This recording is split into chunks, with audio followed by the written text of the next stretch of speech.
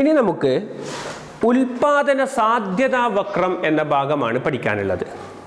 ഉൽപാദന സാധ്യതാ വക്രം, പ്രൊഡക്ഷൻ പോസിബിലിറ്റി കർവ്. ഉൽപാദന സാധ്യതാ വക്രം. നമ്മുടെ പാഠഭാഗത്ത് ഒരു ചെറിയൊരു ഡയഗ്രാം കാണാം. കാണുന്നുണ്ടോ? ഡയഗ്രാം 1.1 കണ്ടോ? ഇവിടെ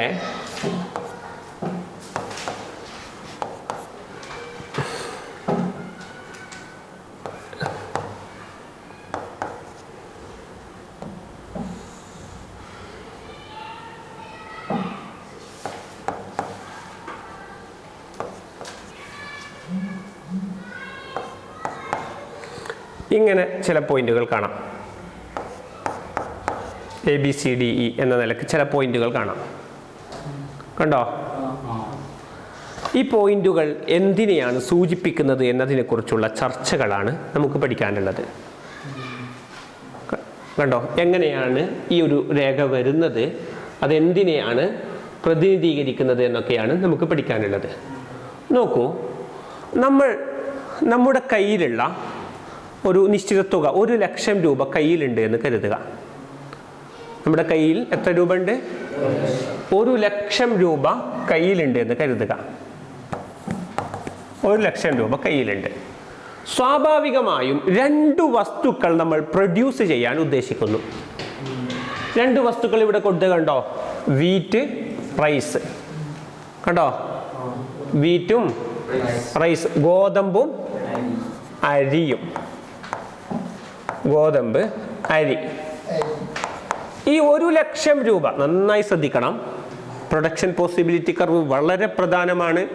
എക്സാമിന് എപ്പോഴും ചോദിക്കുന്ന ചോദ്യവുമാണ്. എന്താണ് PPC, പ്രൊഡക്ഷൻ പോസിബിലിറ്റി കർവ് എന്നാണ് മനസ്സിലാക്കേണ്ടത്. നോക്കൂ, നമുക്ക് 2 വസ്തുക്കൾ ഉൽപ്പാദിപ്പിക്കണം. എന്തൊക്കെ? ഉദാഹരണമാണ് ഗോതമ്പും അരിയും. നമ്മുടെ മുന്നിൽ 2 ഓപ്ഷനുകളുണ്ട്.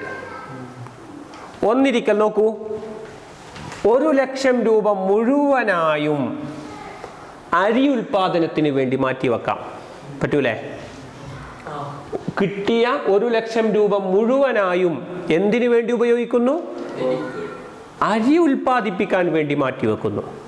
അപ്പോൾ എൻ്റെ കയ്യിലുള്ള 1,00,000 രൂപ മുഴുവനായും അരി ഉൽപാദനത്തിന് വേണ്ടി മാറ്റിവെച്ചാൽ എനിക്ക് 10 യൂണിറ്റ് അരി കിട്ടുമെന്ന് കരുതുക.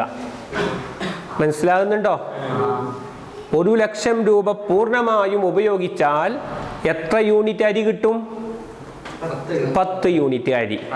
പക്ഷേ പൂർണ്ണമായും അരിക്ക് വേണ്ടി ഉപയോഗിച്ചാൽ ഗോതമ്പൊന്നും കിട്ടൂല. കാരണം ഗോതമ്പിന് വേണ്ടി നമ്മൾ ക്യാഷ് മാറ്റി വെച്ചിട്ടില്ല. അതുകൊണ്ട് നോക്കൂ, വീറ്റ് 0 ആണ്. അല്ലേ? അല്ലേ? ഇനി ബി എന്ന ഓപ്ഷൻ നോക്കിയേ. അപ്പൊ ഈ ഒരു ബണ്ടിൽ ഞാൻ ഇങ്ങനെ എഴുതുന്നു 0-10. കണ്ടോ? എന്താണ് ഈ 0-10 കൊണ്ട് സൂചിപ്പിക്കുന്നത്? ഒന്നാമത്തെ വസ്തുവിന്റെ ആ വിഷയത്തിലേക്ക് നമ്മൾ 0 എന്ന ഇൻവെസ്റ്റ് ആണ് നടത്തുന്നത് എങ്കിൽ മറ്റേ യൂണിറ്റിന്റെ 10 യൂണിറ്റ് നമുക്ക് കിട്ടും. മീൻസ് ഒന്നാമത്തെ യൂണിറ്റ് 0 കിട്ടുമ്പോൾ മറ്റേ യൂണിറ്റിന്റെ 10 കിട്ടുന്നു. ഇനി നോക്കൂ, ആ 1,00,000 രൂപയിൽ ഒരു നിശ്ചിത തുക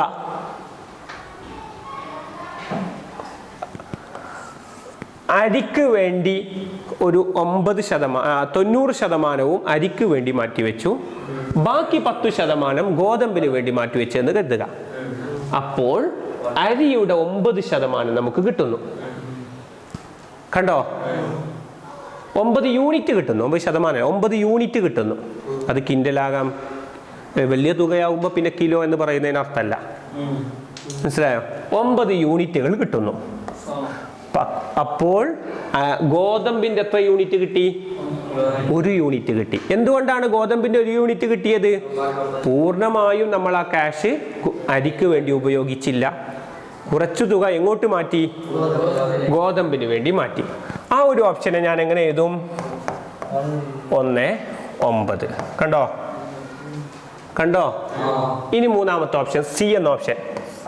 സി എന്ന ഓപ്ഷൻ എന്താ? 27. എന്താ 2 കൊണ്ട് ഉദ്ദേശിക്കുന്നത്?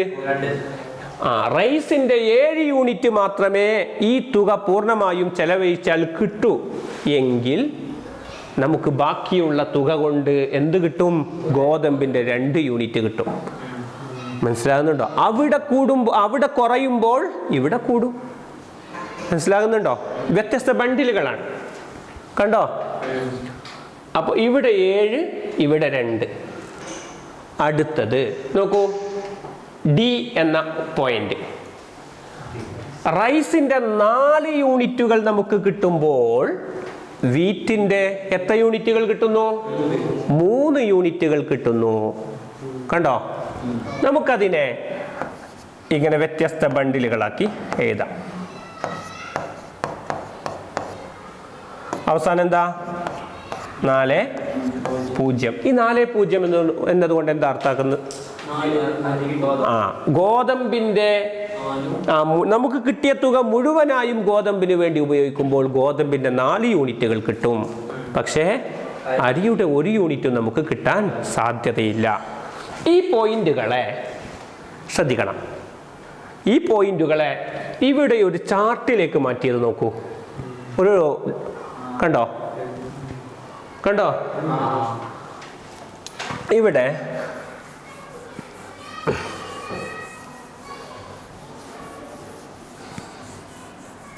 എന്ത് ചെയ്തു? നമ്മൾ അതേ രൂപത്തിൽ അതിനൊരു പോയിന്റുകളാക്കി. ഒന്നാമത്തെ ബണ്ടിൽ ഏതാ? 0, 10. ഇവിടെ എക്സ് എന്ന് പറയുന്ന ആക്സിസിൽ നമ്മൾ ഗോതമ്പാണ് കൊടുത്തിട്ടുള്ളത്. കണ്ടോ? ഗോതമ്പാണ്. അപ്പൊ ഇവിടെ ഗോതമ്പിന്റെ 0 കിട്ടുന്ന സന്ദർഭം നോക്കൂ. ഇവിടെ കണ്ടോ? 0 അല്ലേ? 0 എന്ന പോയിന്റ് ഇവിടെയാണല്ലോ. ഈ 0-ന് നേരെ നമ്മളൊരു പോയിന്റ്. അതേസമയം ഇവിടെ നമ്മൾ 1, 2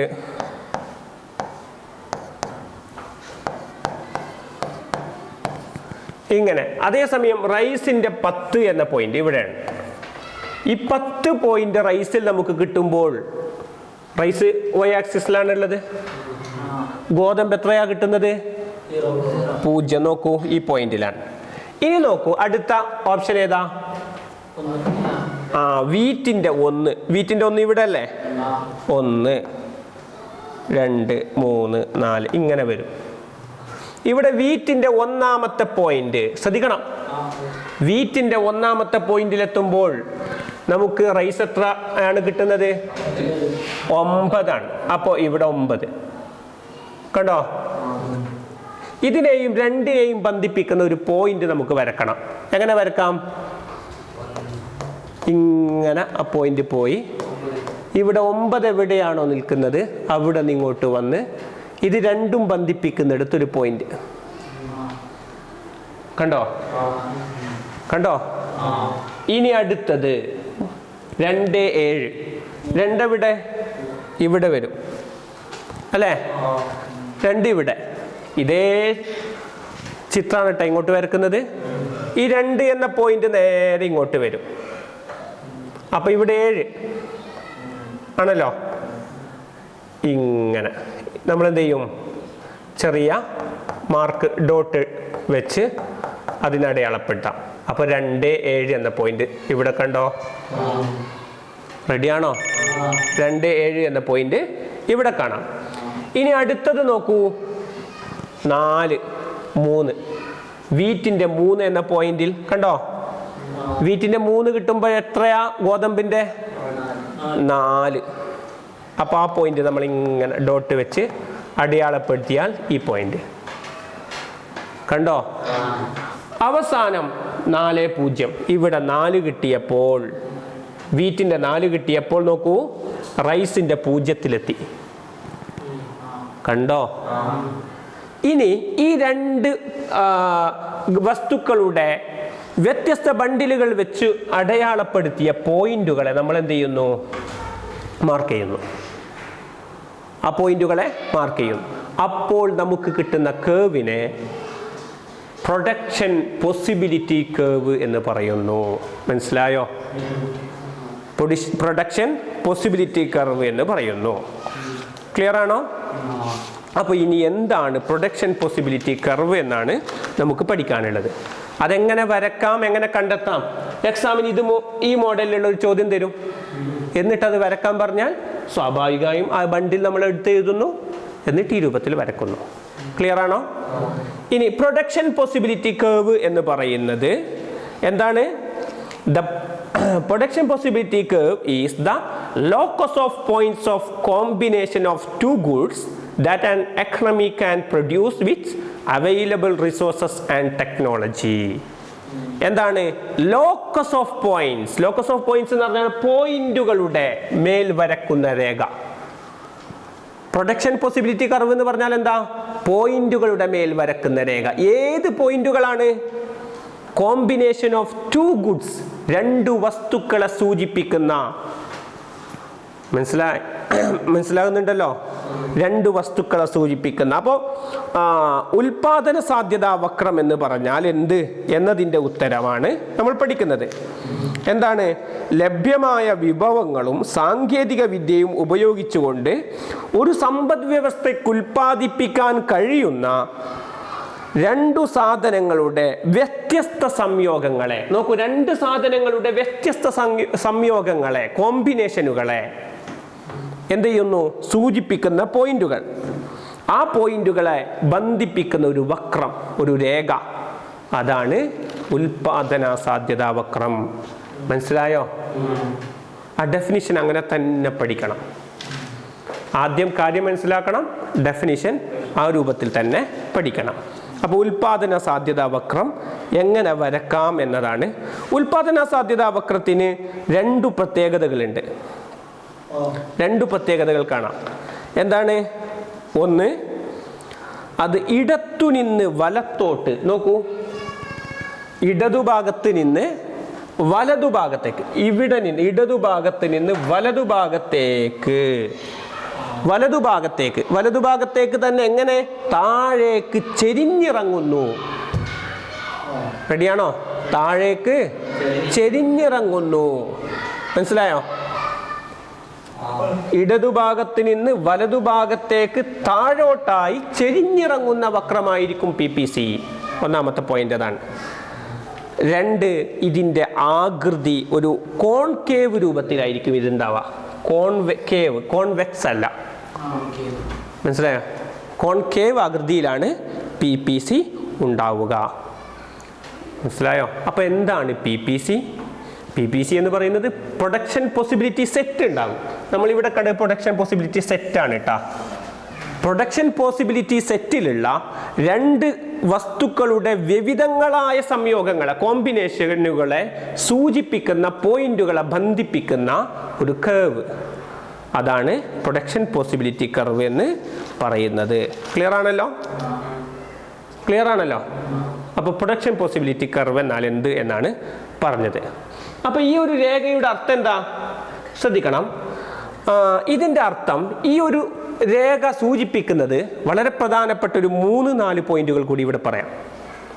കൃത്യമായി നന്നായി ശ്രദ്ധിച്ചാലേ മനസ്സിലാവുള്ളൂ. ഈ രേഖയുടെ അർത്ഥം എന്താണ്? നമുക്ക് കിട്ടിയ തുക മുഴുവനായും ചെലവഴിച്ചാൽ, ശ്രദ്ധിക്കണം, നമ്മുടെ കയ്യിലുള്ള തുക എത്രയാ? ഉദാഹരണത്തിൽ പറഞ്ഞത് 1,00,000 രൂപ. ഈ 1,00,000 രൂപ പൂർണ്ണമായും ചെലവഴിച്ചാൽ കിട്ടുന്ന രണ്ട് വസ്തുക്കളല്ലേ ഇത്? അപ്പോൾ ഈ ഒരു പോയിന്റ്, ഇവിടെ ഒരു പോയിന്റ് ഉണ്ട് എന്ന് കരുതുക. അതിൻ്റെ അർത്ഥം എന്തായിരിക്കും?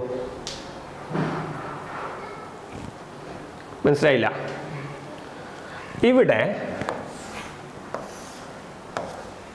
നമ്മൾ നേരത്തെ പറഞ്ഞതുപോലെ ഈ രൂപത്തിലാണ് നമ്മുടെ പോയിന്റ് ഉള്ളത് എന്ന് കരുതുക. മനസ്സിലായോ? A, B, C, D, E, F എന്നിങ്ങനെ ഈ രൂപത്തിലാണ് കർവ് ഉള്ളത് എന്ന് കരുതുക. മനസ്സിലായോ? ഈ രൂപത്തിലാണ് കർവ് ഉള്ളത് എന്ന് കരുതുക. അപ്പോൾ ആ രൂപത്തിലാണ് കർവ് ഉള്ളതെങ്കിൽ ഇതിനകത്ത് ഈ പോയിന്റുകൾ സൂചിപ്പിക്കുന്നത് എന്താ? 1,00,000 രൂപ പൂർണ്ണമായും ചെലവഴിച്ചാൽ, അങ്ങനെ 1,00,000 രൂപ പൂർണ്ണമായും ചെലവഴിച്ചാൽ റൈസിൻ്റെ 10 എന്ന പോയിന്റ് വാങ്ങാം, വീറ്റിൻ്റെ 0 എന്ന പോയിന്റ്, അങ്ങനെയല്ലേ? അതേസമയം ഓരോന്നും ഇവിടെ കൂടുമ്പോൾ ഇവിടെ കുറയുന്നു, അങ്ങനെയാണല്ലോ സൂചിപ്പിച്ചത്. പക്ഷേ ഇവിടെയുള്ള ഒരു പോയിന്റിലുള്ള അളവിലാണ് ഞാൻ വാങ്ങുന്നത് എന്ന് കരുതുക. മീൻസ് ശ്രദ്ധിക്കണം, എന്താണ് ഈ പോയിന്റിനെ നമുക്ക് എങ്ങനെ അടയാളപ്പെടുത്താം? ഇവിടെ 2 ഒരു 4 എന്ന് വിചാരിക്കുക. ശ്രദ്ധിക്കണം, ഇവിടെ 2ഉം ഇവിടെ 4ഉം, അപ്പോൾ 2, 4. സ്വാഭാവികമായും ഇങ്ങനെ ഒരു വസ്തു വാങ്ങിയാൽ എൻ്റെ കയ്യിൽ അപ്പോൾ വാങ്ങുകയല്ല, ഇത്രയാണ്, ഈ ഒരു അളവിലാണ് ഉൽപ്പാദിപ്പിച്ചതെങ്കിൽ അപ്പോൾ നമുക്ക് ക്യാഷ് ബാക്കി ഉണ്ടാകും. ക്യാഷ് ബാക്കി ഉണ്ടാകും. കാരണം നമ്മുടെ കിട്ടിയ തുകയുടെ ഫുൾ ഭാഗം ചെലവഴിച്ചിട്ടില്ല എന്നർത്ഥം. മനസ്സിലായോ? കിട്ടിയ തുകയുടെ ഫുൾ ഭാഗം ചെലവഴിച്ചിട്ടില്ല എന്നർത്ഥം. മനസ്സിലായോ? അപ്പൊ ഈ രേഖയിൽ എന്താണ് പ്രൊഡക്ഷൻ പോസിബിലിറ്റി കർവ് എന്തിനെയാണ് സൂചിപ്പിക്കുന്നത്? കിട്ടിയ തുക പൂർണ്ണമായും ഉപയോഗിക്കുമ്പോൾ ഉൽപ്പാദിപ്പിക്കാൻ പറ്റുന്ന 2 സാധനങ്ങളുടെ വിവിധ ബണ്ടിലുകൾ, അതാണ് ഈ രേഖ സൂചിപ്പിക്കുന്നത്. അപ്പൊ അതിന്റെ താഴെയുള്ള ഒരു പോയിന്റാണ് നമ്മൾ ഉൽപ്പാദിപ്പിക്കുന്നതെങ്കിൽ പൂർണ്ണമായും തുക ഉൽപ്പാദിപ്പിക്കുന്നില്ല എന്നാണ് കാണുന്നത്. മനസ്സിലായോ? ക്ലിയർ ആണോ? അപ്പോ പ്രൊഡക്ഷൻ പോസിബിലിറ്റി കർവിന്റെ ഉള്ളിലുള്ള ഒരു പോയിന്റ് എന്തിനെയാണ് സൂചിപ്പിക്കുന്നത്? വിഭവങ്ങളുടെ ഭാഗിക ഉപയോഗത്തെയാണ് സൂചിപ്പിക്കുന്നത്. ആ ഡയഗ്രാം കണ്ടോ? യു എന്നൊരു പോയിന്റ് നമ്മുടെ ടെക്സ്റ്റ് ബുക്കിൽ കണ്ടോ?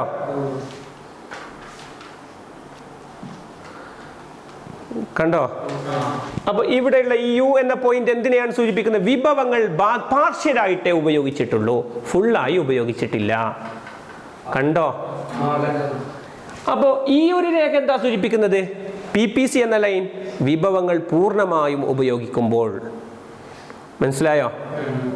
ഇനി ഈ നേരത്തെ നമ്മൾ പറഞ്ഞ ഇതിനെ PPC എന്ന് പറയാം, അതല്ലേ PPC? ഇനി PPCക്ക് പുറമെ നമ്മൾ കുറച്ച് മുകളിലായി വേറൊരു രേഖ ഇങ്ങനെ വരക്കുന്നുണ്ട് എന്ന് കരുതുക. ശ്രദ്ധിക്കണം, എവിടെ? PPCക്ക് പുറത്ത് വലതുഭാഗത്തായി, ശ്രദ്ധിക്കണം, PPCയുടെ വലതുഭാഗത്തായി നമ്മൾ വേറെ ഒരു കേവ് വരക്കുന്നുണ്ട് എന്ന് കരുതുക. അതിനെ ഞാൻ സൗകര്യത്തിന് വേണ്ടി വേറൊരു പേര് കൊടുക്കാം, P പ്രൈം. ഒരു ഷിഫ്റ്റഡ് P, മാറിയ. നേരത്തെ നമ്മൾ ഒറിജിനൽ P ഇതാണ് കേട്ടോ. ഇപ്പോൾ ഇതിന്റെ അർത്ഥം എന്താണ്? ശ്രദ്ധിക്കണം, ഈ ഒരു രൂപത്തിലാണ് നമ്മുടെ പ്രൊഡക്ഷൻ പോസിബിലിറ്റി കർവ്. പുറമെ വേറെ ഒന്ന് വരച്ചാൽ അതിന്റെ അർത്ഥം എന്താണ്? നമ്മുടെ കയ്യിൽ നേരത്തെ ഉണ്ടായിരുന്നതിനേക്കാൾ കൂടുതൽ വിഭവങ്ങൾ ചെലവഴിച്ചാലല്ലേ ഈ ഒരു പ്രൊഡക്ഷൻ നമുക്ക് സാധ്യമാകൂ, അല്ലേ? നേരത്തെ കയ്യിലുണ്ടായിരുന്ന 1 ലക്ഷം രൂപ കൊണ്ട് ഇത് പോസിബിൾ ആണോ? ഈ ഒരു രേഖ പോസിബിൾ ആണോ? അല്ലല്ലോ. നേരത്തെ ലഭ്യമായ തുക ഉപയോഗിച്ചുകൊണ്ടല്ലേ ഈ ഒരു വ്യത്യസ്ത ബണ്ടിൽ ഉപയോഗിച്ചുകൊണ്ട്. ഇനി ഇങ്ങനെ ഒരു PPC നമുക്ക് ലഭിക്കണമെങ്കിൽ 1 ലക്ഷം പോരാ, ചിലപ്പോ 2 ലക്ഷം വേണ്ടി വരും, അല്ലെങ്കിൽ 1.5 വേണ്ടി വരും. മനസ്സിലായോ? മനസ്സിലായില്ല? ക്ലിയർ അല്ലേ? അപ്പൊ എന്താ സൂചിപ്പിക്കുന്നത്? വിഭവങ്ങളുടെ വളർച്ചയെയാണ് ഇത് സൂചിപ്പിക്കുന്നത്. വിഭവങ്ങൾ കൂടിയിട്ടുണ്ട്.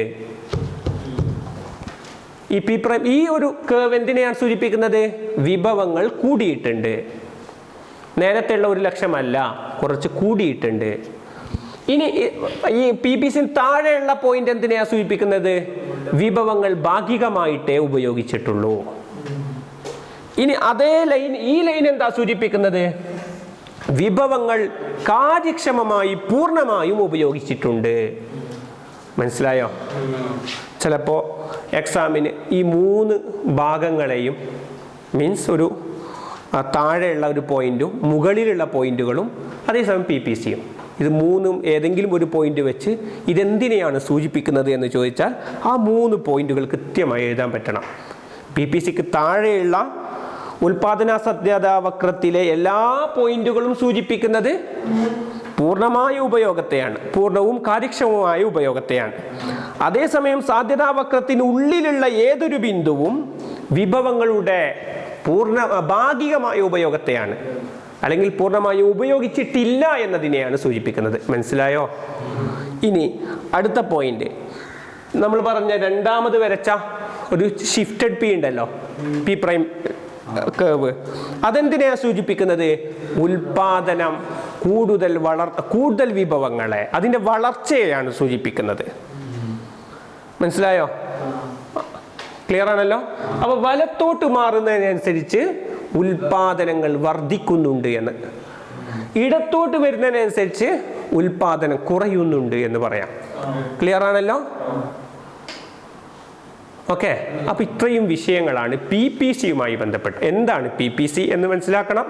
അപ്പോൾ പ്രൊഡക്ഷൻ പോസിബിലിറ്റി സെറ്റ് എന്താണെന്ന് മനസ്സിലാക്കണം. അതിനെ സൂചിപ്പിക്കുന്ന പോയിന്റുകൾ, അതിൻ്റെ താഴെയുള്ള പോയിന്റ് എന്തിനെ സൂചിപ്പിക്കുന്നു, വലത് വരുന്ന ഷിഫ്റ്റഡ് പി എന്തിനെ സൂചിപ്പിക്കുന്നു, ഇതൊക്കെ കൃത്യമായി മനസ്സിലാക്കുക. പ്രൊഡക്ഷൻ പോസിബിലിറ്റി കർവ് വളരെ പ്രധാനപ്പെട്ട ഒരു ഭാഗവും കൂടിയാണ്. റെഡി?